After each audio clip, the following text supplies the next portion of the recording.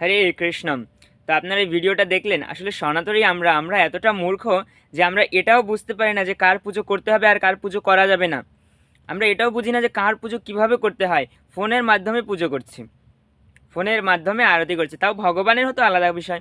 তো স্বামীর, বয়ফ্রেন্ডের, হাজবেন্ডের পুজো করছে, এটা কি ভাই? আমাদের মাথায় সাধারণ জ্ঞানটুকু নেই যে পূজা ভগবানের হয়, কৃষ্ণের হয়, আর সেই পূজা আমরা অন্য কাউকে করে অপমান করছি। হ্যাঁ, গুরু পূজা হয়, বলবেন মহাদেব পূজা হয়, মানলাম, কিন্তু তাই বলে সবার পূজা হচ্ছে? সবাই মহান হয়ে গেছে, সেই ভগবান